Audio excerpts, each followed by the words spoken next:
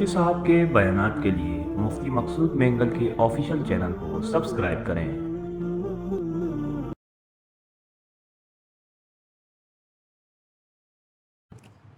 الحمد لله الذي حمدا كثيرا طيبا مباركا فيه ونشهد أن لا إله إلا الله وحده لا شريك له ولا نظير له ولا مثل له ولا مثال له أرسله بالحق بشيرا ونذيرا وداعيا إلى الله بإذنه وسراجا منيرا قال الله تعالى في القرآن المجيد والفرقان الحميد فأعوذ بالله من الشيطان الرجيم بسم الله الرحمن الرحيم لقد جاءكم رسول من أنفسكم عزيز عليه ما عنتم حريص عليكم بالمؤمنين رؤوف رحيم صدق الله مولانا العظيم وصدق رسوله النبي الكريم ونحن على ذلك لمن الشاهدين والشاكرين والحمد لله رب العالمين يا رب صل وسلم دائما ابدا على حبيبك خير الخلق كلهم والحبيب الذي ترجى شفاعته۔ انتہائی میرے واجب الاحترام میرے محترم معزز دوستوں اور بزرگوں، ربیع الاول کا مہینہ شروع ہونے میں کوئی 3 سے 4 دن باقی ہے۔ حضور اکرم صلی اللہ علیہ وسلم جو دنیا میں مبعوث ہوئے اور تشریف لائے، تو ان کا ذکر خیر کرنا اور ان کی ولادت اور ان کی سیرت طیبہ کا ذکر کرنا ہم سب کے لیے ایک بہت بڑی سعادت کی بات ہے۔ عام بندی کی جب زندگی کی بات ہوتی ہے اس کو تاریخ کہتے ہیں، فلانے بندی کی تاریخ پڑھو، فلانا بادشاہ کی تاریخ پڑھو، اس میں خلط ملط ہوتا ہے، تاریخ کی اتنی حیثیت نہیں ہے، گڑبڑ بھی ہو سکتی ہے۔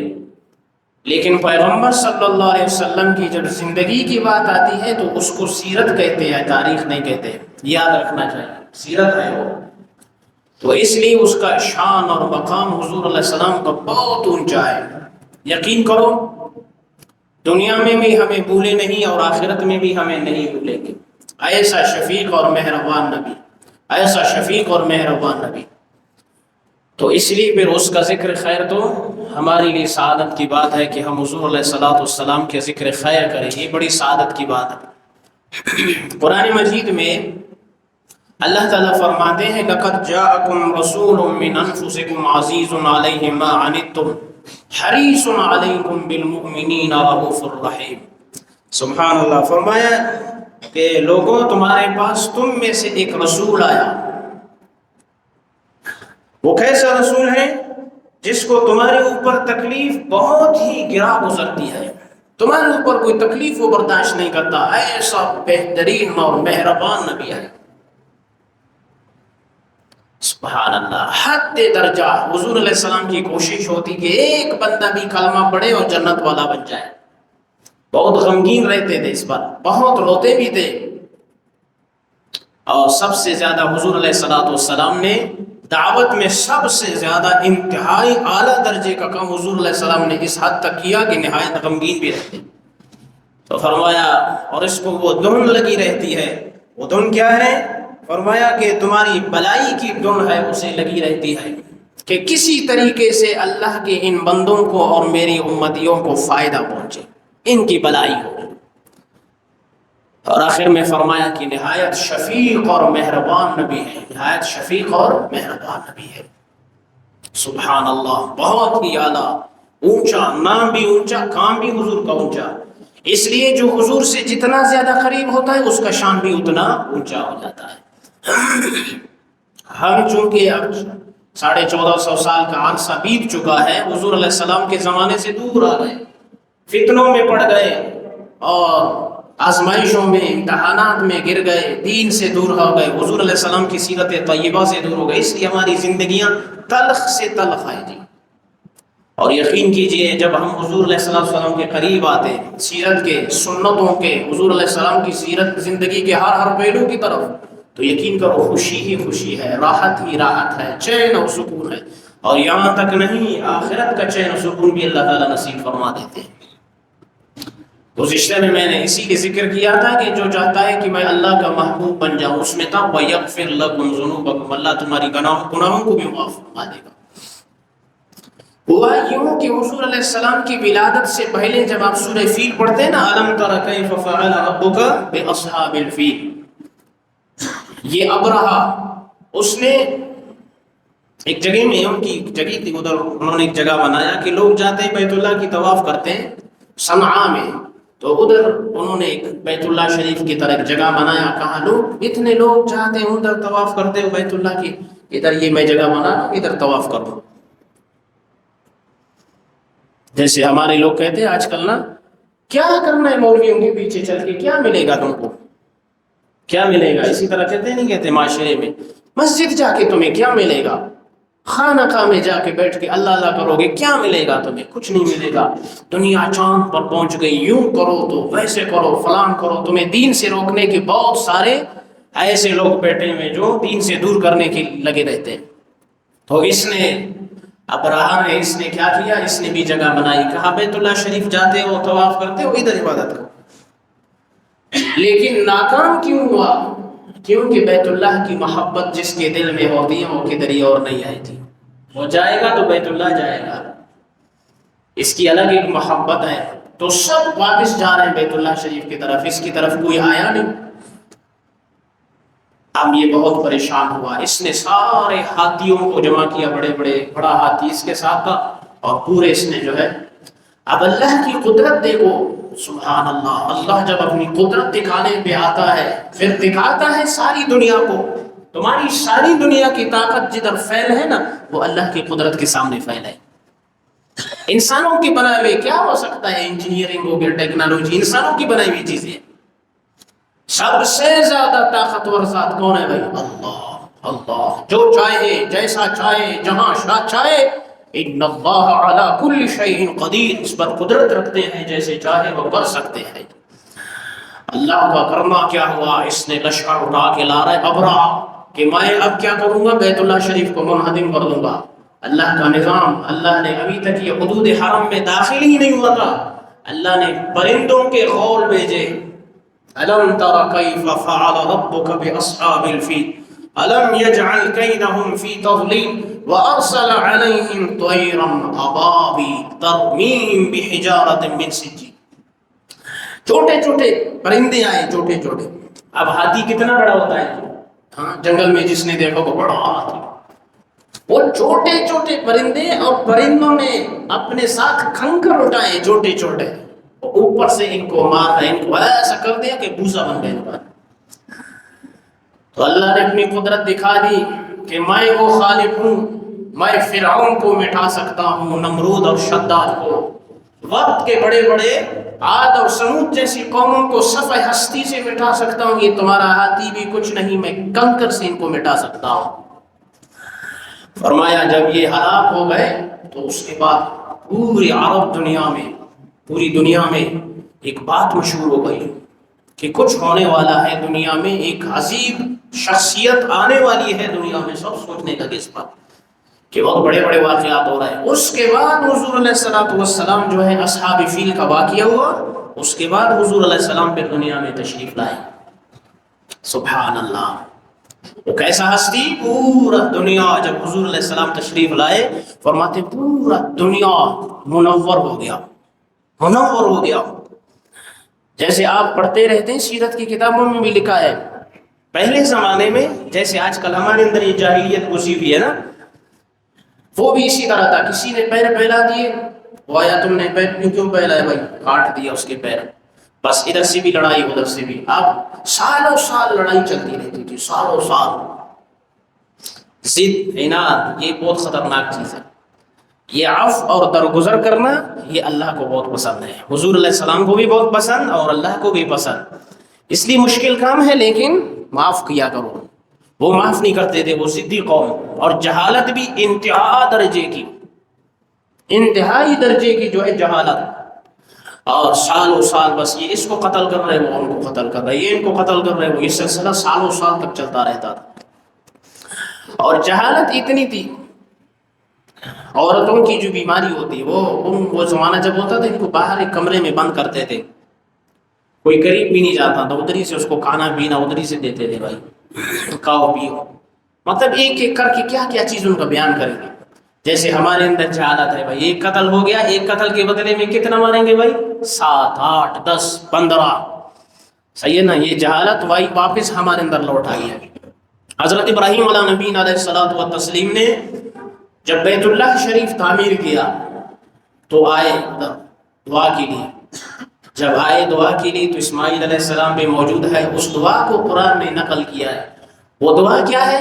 4 امتحانات میں جب ابراہیم علیہ السلام پاس ہوئے تو کیا مانگا بھائی؟ ربنا وابعث فیہم رسولا منہم یتلو علیہم آیاتک، ربنا وابعث فيهم رسولا منهم يتلو عليهم آياتك ويعلمهم الكتاب والحكمة ويزكيهم إنك أنت العزيز الحكيم۔ حضرت ابراہیم علیہ السلام نے ہاتھ اٹھائے دعا کے لیے، کیا اے رب ان میں سے انہی لوگوں میں سے ان میں سے ایک رسول بھیجیے، مبعوث کیجیے، وہ کیسا؟ یتلو علیہم آیاتہ، ان پر تلاوت کیا کرے تھے کتاب کی آیتوں کو۔ اللہ، بہت بڑی بات ہے، جس قرآن کو ہم سننا نہیں چاہتے، ابراہیم علیہ السلام وہ ہزاروں سال پہلے دعا کر رہا ہے، ایسا نبی ان میں بھیج دیجیے، یتلو علیہم آیاتی، جو ان پر کتاب اللہ کی آیتیں تلاوت کیا کرے۔ اللہ قرآن سے ہمیں محبت نصیب فرمائے۔ امام احمد ابن حنبل نے 99 مرتبہ رحمۃ اللہ علیہ نے اللہ تعالیٰ کو خواب میں دیکھا، 99 مرتبہ۔ کتنی مرتبہ بھائی؟ 99۔ اور آخری مرتبہ جب امام احمد ابن حنبل نے اللہ تعالیٰ کو خواب میں دیکھا تو پوچھا، اے اللہ، عرض کیا کہ اے اللہ وہ کون سا چیز ہے جس سے آپ کا قرب نصیب ہو، کوئی ایسا چیز مجھے بتائیے۔ تو اللہ نے فرمایا، اے احمد سنو، میرا کلام پڑھو تمہیں میرا قرب نصیب ہوگا۔ یہ معمولی چیز نہیں ہے، میرا کلام پڑھو تمہیں میرا قرب نصیب ہوگا۔ اور ہم نماز میں پڑھے کڑے، حافظ صاحب پڑھ رہا ہے، بعض تو ایسے بیچارے وہ کہتے میں کدھر سے آ رہا ہوں تلاوت سننے کے لیے، کدھر سے نماز پڑھنے کے لیے، قرآن سننے کے لیے، اور بعض تو ایسے کھڑے ہیں بھائی ان کو پتہ ہی نہیں چل رہا ہے کہ کیا ہو رہا ہے۔ ہاں، جیسے قرآن کی آیتیں خوبصورت کر کے پڑھنا چاہیے، حدیث میں بھی آئے، حدیث شریف میں آتا ہے قرآن کو خوبصورت کر کے پڑھا کرو۔ یہ تو شکر کرو پاکستانیوں، یہاں تو حفاظ ہی حفاظ ہے، قراء ہی قراء ہے، علماء ہی علماء ہے، مفتیان ہے، شیوخ ہے، سب آئے گا۔ تمہیں قدر نہیں چونکہ زیادہ ہے، جب یہ چلے جائیں گے پھر لگ جائے گا پتہ۔ پیغمبر صلی اللہ علیہ وسلم نے فرمایا ایک زمانہ آئے گا میری امت پر علم کو اٹھا لیا جائے گا، پھر لوگ گمراہ ہوں گے، پھر جاہلوں کو اپنا پیشوا بنائیں گے، پھر ان سے فتوے پوچھیں گے، وہ بھی غلط بتائیں گے، یہ بھی گمراہ ہوں گے اور وہ بھی گمراہ ہوں گے، دونوں گمراہ ہوں گے، پیشوا بھی گمراہ، پوچھنے والا بھی گمراہ، دونوں گمراہ ہوں گے۔ یہ تو شکر کرو کہ اللہ نے ایسے علماء اور مفتیان مشائخ زندہ رکھے، دین کی حفاظت ہو رہی ہے۔ لوگ کہتے ہیں انہوں نے کیا کیا ہے، کون سا تیر مارا ہے؟ ہاں، ہمارے سوال پوچھتے نہیں پوچھتے، کہتے ہیں لوگ چاند پر پہنچے، مولوی تو ادھر ہی ابھی تک ابھی اجرے میں ہے، مسجد میں ہے، اللہ کا شکر ادا کرتے ہیں، امت کو تعلیم دے رہے ہیں، قرآن سنت کی تعلیم دے رہے ہیں، پیغمبر علیہ السلام کی حدیثیں سنا رہے ہیں، شرعی مسائل بتا رہے ہیں، جتنا جس کے بس میں جو کر رہا ہے تو کر رہا ہے، ہاں تو کر رہا ہے تو کر رہا ہے جی، بہت بڑی بات ہے، اس لیے شکر ادا کیا کرو۔ ایسے باہر ممالک میں تبلیغی جاتے ہیں، خدا کی قسم وہ کہتے ہیں ان کے بڑے جو آتے ہیں کرا کلی پہنا ہوا، نماز پڑھاتے ہیں، نماز میں ان بیچاروں کی قرات بھی غلط ہوتی ہے، اور ہمیں ٹھیک ٹاک قسم کا قاری بھی مل جائے کوئی قدر نہیں ہے جی بیچاری کی، کیوں؟ مفت کا ہے۔ مفت کا ہے نا. جس کی گھر میں بیوی خوب خدمت کرے، خوب خیال رکھے، اور باہر عورتوں کو دیکھتا پھرے اور کہے یہ تو ٹھیک ہے، وہ میرے گھر والی ٹھیک نہیں ہے، وہ تو سامنے وہ بیچاری جو کر رہی ہے وہ تو ظاہر نظر نہیں آئے. اس لیے فرمایا یتلون الکتاب، یتلون الکتاب، تاکہ وہ نبی ان پر قرآن کی آیتیں، کلام کی آیتیں پڑھتا رہے ان کو. وَيُعَلِّمُهُمُ الْكِتَابَ وَالْحِكْمَةَ وَيُزَكِّيهِمْ، تزکیہ بھی ان کا کرے، کتاب بھی ان کو سکھائے، قرآن کی تلاوت بھی ان کے سامنے کرے. ایسا نبی ان میں بھیج دیجئے. پھر وہ نبی کون آیا؟ حضرت محمد مصطفیٰ صلی اللہ علیہ وسلم. ایسا نور ہدایت دنیا پر چھا گیا جہاں تاریکی ہی تاریکی تھی، ہر طرف ظلمت ہی ظلمت، گٹا ڈوب تاریکیوں میں. حضور علیہ السلام کی نور ہدایت لے کر جب یہ صبح طلوع ہوا ہے، ایسا نور، ایسا سحر طلوع ہوا، پھر کیا تھا؟ پوری دنیا پر اللہ نے فرمائی یریدون لیطفئوا نور اللہ بافواہہم واللہ متم نورہ ولو کرہ الکافرون. اب ساری دنیا کے کافر لاکھ برا چاہے، یہ نور میں پورا دنیا پر مکمل کر کے رہوں گا. وہ نور کیا ہے؟ محمد الرسول اللہ صلی اللہ علیہ وسلم کی لائی ہوئی شریعت ہے. آج تو قربان ہونا چاہیے. حضور کی سیرت پر شکر ہے کہ اللہ نے ہمیں نبی دیا، قرآن جیسا اللہ نے اپنا کلام نازل کیا جو سیروں میں محفوظ، جو کتابوں میں ہمارے محفوظ ہے. لیکن اس کو ہم اٹھاتے نہیں، ہاتھ بھی نہیں لگاتے، وقت نہیں ملتی ہے نا، فرصت نہیں ہے.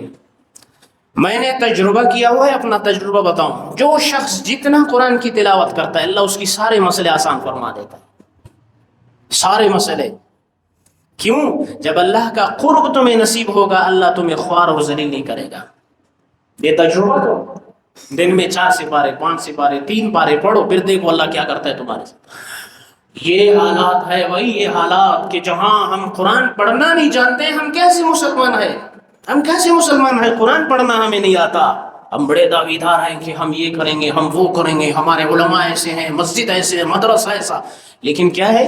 خود قرآن پڑھنا بھی نہیں آتا ہے. پوچھو بھائی ہاں سورہ تغابن تو ذرا سناؤ، ہاں سورہ حدید سناؤ، سورہ فجر سناؤ. واللہ کہ انشاءاللہ ایک لفظ بھی نہیں آئے گا ہم لوگ. یہ ہماری کمزوریاں ہیں، ان خلاؤں کو بھرنا ہے، ان کو پر کرنا ہے. ٹھیک ہے نا؟ انشاءاللہ اللہ تعالی ہم سب کو توفیق عطا فرمائے. حضرت موسیٰ علیہ السلام نے بھی دعا کیا اور حضرت عیسیٰ علیہ السلام نے بھی مانگا ہے. حضور علیہ السلام قرآن کہتے ہیں مبشرا برسول یاتی من بعد اسمہ احمد، میں خوشخبری دے رہا ہوں کہ میرے بعد ایک رسول آئے گا جس کا نام احمد ہوگا. کیا ہوگا بھائی؟ احمد ہوگا. ساری دنیا مل کر جس کی تعریف کرے اس کا نام ہے محمد. واہ کیا نام ہے بھائی؟ محمد. زمین پر نام محمد ہے اور آسمان پر اس کا نام احمد ہے. حمد سے ہے، تعریف سے. الحمدللہ رب العالمین، تمام کے تمام تعریفیں اللہ کے لیے. کس کے لیے بھائی؟ اللہ کے لیے، رب العالمین ہے. اور اس کے بارے میں فرمایا وما ارسلناک الا رحمتا للعالمین، ہم نے نہیں بھیجا تجھے مگر دونوں جہانوں کے لیے رحمت بنا کر بھیجا.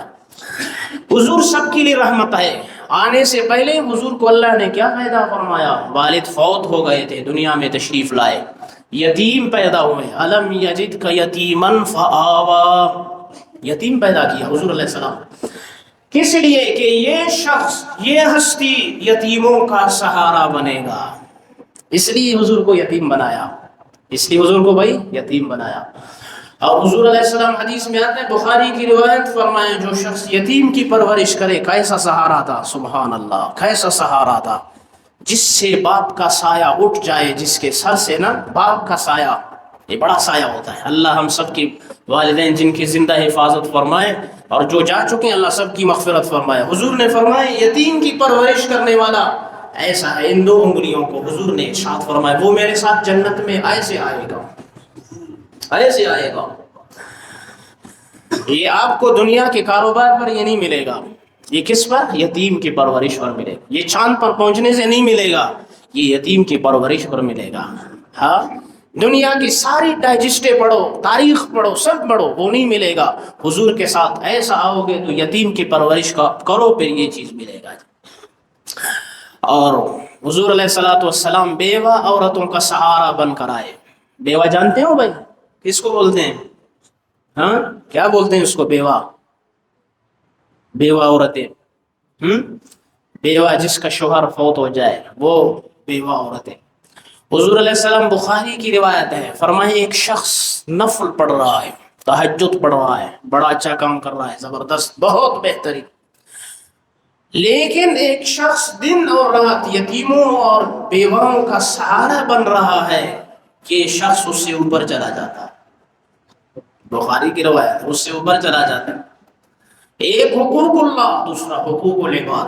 جس کو ہم نہیں سمجھتے نا، وہیں جہاں ہم پورے صراط پر پھنس جائیں گے وہ حقوق العباد ہے. اس لیے انسان اتنا اونچا چلا جاتا ہے کہ بندوں سے ذرا بندہ بن کے رہو، بندوں سے، انسانوں سے، مسلمانوں سے. جہاں تجھے اتنا مقام اونچا مل رہا ہے، تہجد سے بھی اوپر جا رہا ہے. کس لیے جا رہا ہے؟ ایک یتیم کا سہارا بن رہا ہے، ایک بیوہ کا سہارا بن رہا ہے.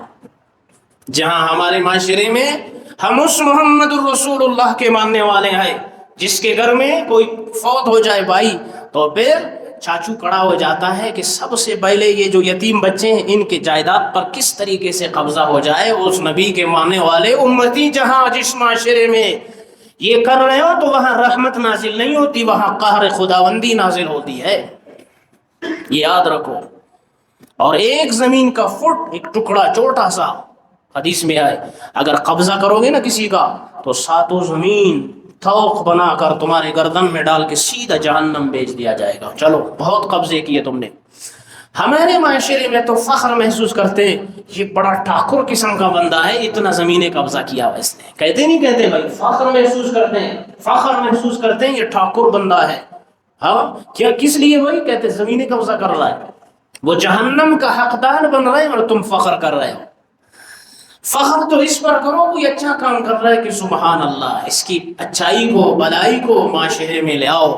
کہیں ایسا نہ ہو کہ ہم تباہ ہو جائے جہاں برائی ہو رہی اور ہم فخر کر رہے ہیں بڑا اچھا آدمی، اتنا زمین اس نے قبضہ کیا، بڑا طاقتور ہے، مضبوط ہے. جی یہ کوئی قابلیت نہیں ہے. قابلیت یہ ہے کہ محمد الرسول اللہ کی ہر سنت پر جان قربان کرنے والے بن جاؤ. یہ سب سے بہترین قابلیت ہے جس کی تعلیم حضور علیہ الصلوۃ والسلام نے خود فرمائی ہے. اگر کاش آج کا معاشرہ حضور علیہ السلام کی سنتوں پر آ جائے، ساری تباہیاں جو ہم بکت رہے نا، ابھی یہ لیبیا میں سیلاب آیا ہے، لیبیا میں 20,000 سے اوپر انسان ایسے سڑکوں پر مرے ہوئے پڑے ہیں، مرے ہوئے. 20,000 سے اوپر انسان ہے، یہ ہوا نہیں ہے. 20,000 انسانوں کی لاشیں ایسی سڑکوں پر پڑی ہوئی ہیں، کوئی اٹھانے والا نہیں ہے. یہ اللہ سے پناہ مانگو. جب اللہ کا قدرت کا ایک نظام حرکت میں آتا ہے نا، پھر یہ ساری آپ کی مشینری فیل ہو جاتی، پھر انسانوں کی لاشوں کو اٹھانے والا کوئی نہیں ہوتا ہے. اللہ ہم سب کی حفاظت فرمائے.